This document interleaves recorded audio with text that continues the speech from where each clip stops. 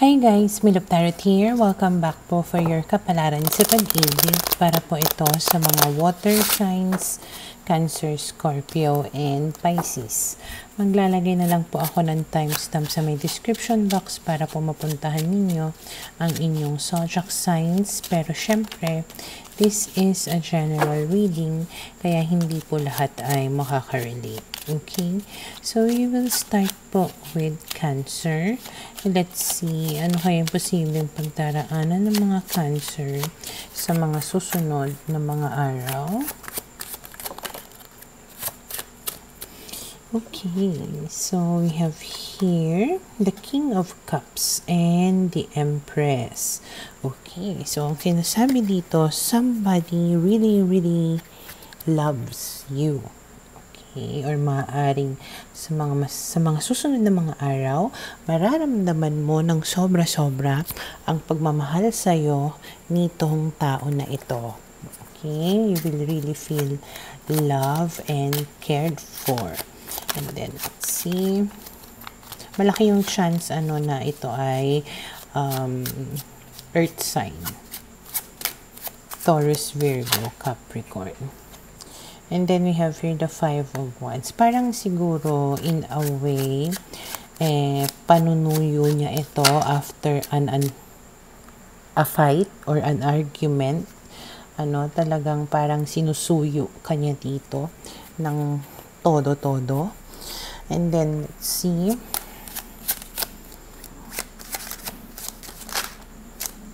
Ace of Wands, sobrang karinyo yung dating, talagang niroromansa kanya dito, or parang ibinabalik niya yung spark sa relationship ninyong dalawa. So, if naghiwalay kayo nito, malaki yung chance na magkakabalikan kayo nito at pwedeng may mangyari sa inyong dalawa. And then we have here the Temperance card, and because of that, parang magiging kalmado ang lahat. Okay? And then we have here the Six of Cups. Yeah, so this is somebody from the past na nagbabalik. Parang reconciliation, reunion. Okay? Parang this is the perfect timing. This can also be your soulmate. Okay? And then let's see here.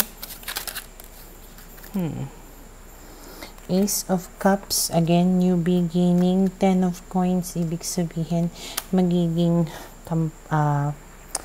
masaya, seryoso, committed, ganyan, secured, stable, yung relationship ninyo na dalawa. Okay, parang this time around, everything will be nearly perfect. And then we have here the Four of Swords. So, dahil perfect, parang chill ka lang, relax ka lang, parang wala kang pinoproblema. Okay? Parang nare-recover nyo na, or mare-recover ninyo yung relationship ninyong dalawa. And then we have here the Emperor. So, talagang naninindigan siya dito. Kung lalaki yung person ninyo, ibig sabihin, nagpapakalalaki siya. Ginagampanan niya yung role niya, ginagawa niya yung makakaya niya para itaguyod yung relationship ninyong dalawa. Okay? And then, we have here the Ten of Cups. Again, Ten of Cups, it means being happy. Sobrang ang saya-saya ng mga bagay-bagay. Okay? Napakaganda nitong reading na ito. And then, let's see, we have here the Seven of Swords. Parang kasi, nag-guilty siya talaga sa kung anong ginawa niya sa'yo before. So, this time talaga, bumabawi siya sa'yo. Okay? Pwedeng nag-cheat siya in the past. Pwedeng nagsinungaling siya sa'yo in the past. Pero, ayun nga, nag-guilty na siya. Kaya parang ginagawa niya makakaya niya para mabuo yung relationship ninyo or yung family ninyong dalawa. Okay? And then, we have here the Two of Swords. So, parang dahil dyan, you're taking a leap of faith here. Okay? Talaga nag-take ng chance ng ng risk ka ulit. Parang pumusta ka ulit sa tao na ito. Okay, kung dati medyo nag-aalinlangan ka sa kanya, kung totoo ba yung pinapakita niya, kung mahal ka ba niya, parang this time, you're going to make a decision like, okay, sige, tatanggapin kita. Okay, sige, maniniwala ako sa lahat ng pinapakita mo ngayon. And besides, nararamdaman ko naman this time kung gaano ka kaseryoso. So, parang, okay, sige, susugal muli ako sa relasyon na ito. Okay? So, for now, ito yung nakikita ko na posibleng mangyari sa mga Cancer.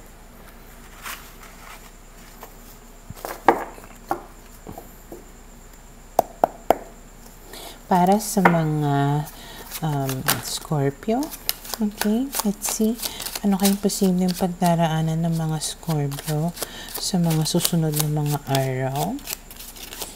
Okay, so meron ditong fire sign and air sign.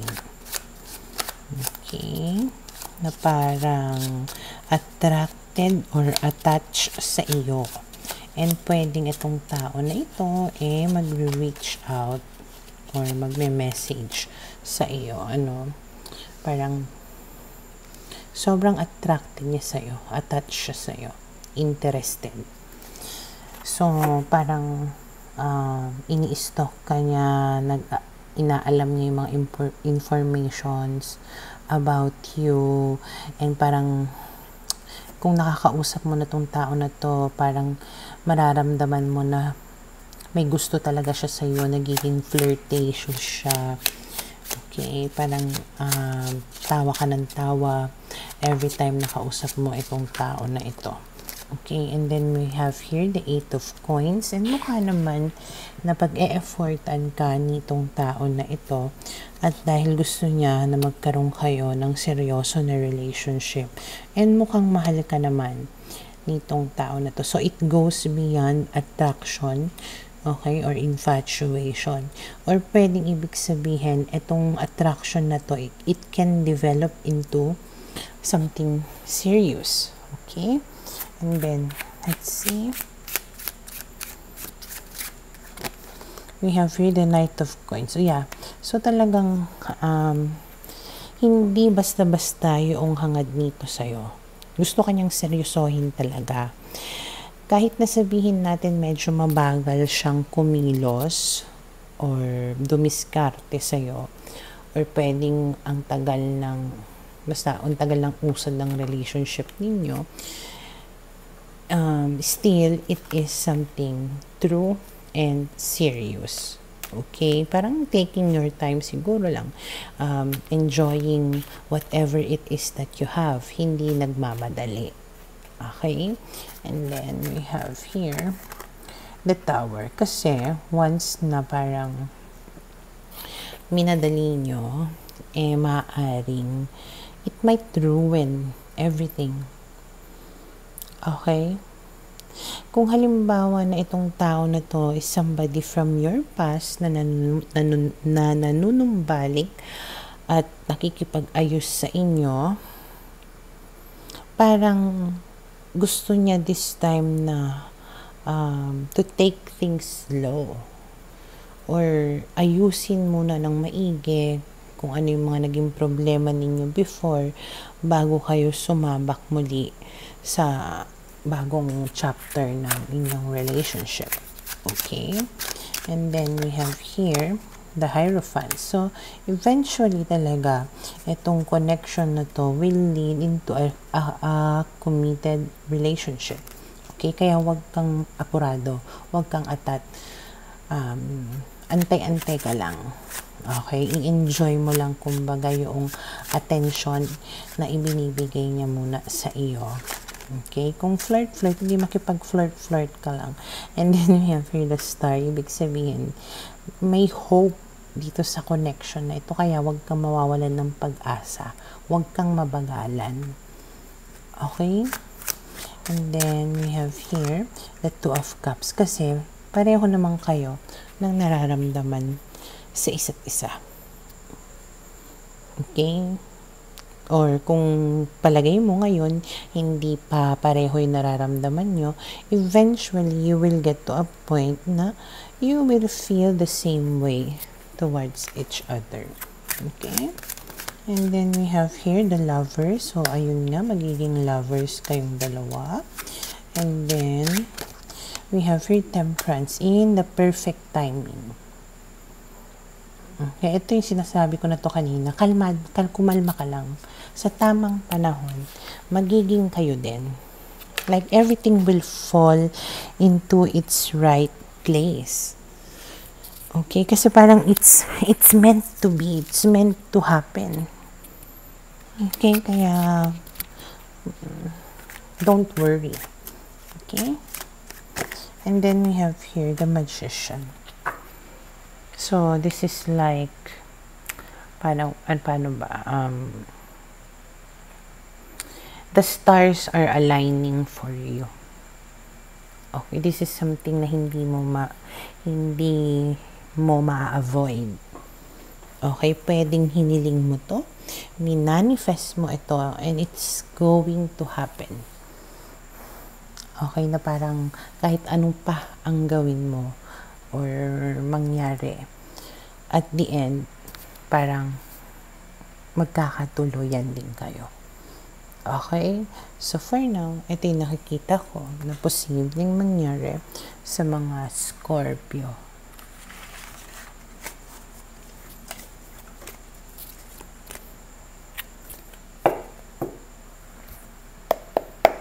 Para sa mga Pisces, okay, let's see. Ano kayang posibleng pagdaraanan ng mga Pisces sa mga susunod na mga araw? So, we have here the Page of Coins, which is an Earth sign. Ano kaya itong si Earth sign na ito? Sino ito at bakit? So, we have here the Death card. Parang nabubuhay muli itong tao na ito. Okay? Parang namimiss ka niya. And then we have here the Nine of Wands. Pero parang lumayo na yung loob mo sa tao na to. Or parang iniiwasan mo itong tao na to kasi sobrang na-disappoint ka sa kanya in the past. Pero pwedeng nagbago na or may changes dito sa tao na ito. And then we have here the Ten of Cups. So, pwedeng handa na siya to have a committed relationship. Okay? And parang attracted pa rin siya hanggang ngayon sa iyo.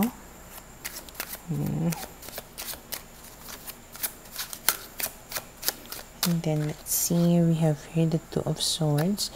Pero, mukhang ikaw ang hindi sigurado sa kanya. Kasi nga, na-disappoint ka na sa kanya before. Iniwasan mo na siya dati. And then, we have here the Four of Swords. Kung tutuusin nga, parang naka-move on ka na sa tao na ito. Okay, tapos, ayan na naman siya. And then, let's see. We have here the Nine of Coins. So, in fairness, single ngayon itong tao na ito. Okay, kaya kanya mini-message. And then, we have here the Hangman. Pero, ayun na. Parang ayaw mo na pagdesisyonan agad if ever na mag-message siya sa'yo or sabihin sa'yo yung hangarin niya. Parang may hesitation ka pa rin. Parang tinitignan mo pa rin, tinatansya mo pa rin ng maigi. You may be delaying, kumbaga, making a decision or to be in a relationship dito sa tao na ito. And then we have here, kasi nga, again, malabo, nalalabuan ka, naguguluhan ka. Hindi mo sure kung ano yung intention niya towards you. Okay? But we have here the Knight of Cups. Mararamdaman niya yon na nag-aalangan ka sa kanya. So, mas magpupursige siya dito na ipakita sa'yo yung feelings niya for you or yung pagmamahal niya sa'yo. So, kikilos siya, gagawa siya ng mga paraan para maiparamdam yun sa'yo. And then, we have here the 4 of coins, but still,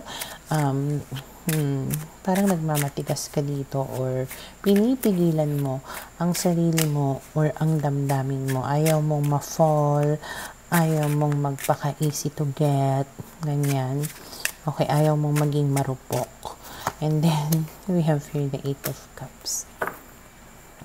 Kasi parang iniisip mo na, is it going to be worth it? Sasaya ba ako sa kanya?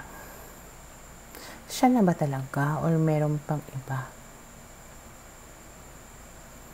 Parang a part of you knows na maybe there is still something or someone out there for you na meron kang bagay na hindi makukuha or mararamdaman sa kanya.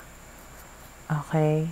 So, may malaki yung possibility na layuan mo totally itong tao na to kasi malakas yung kutob mo na hindi mo matatagpuan sa kanya yung happiness na hinahangad mo. Okay? So, for now, ito yung nakikita ko na posibleng mangyari sa mga Pisces.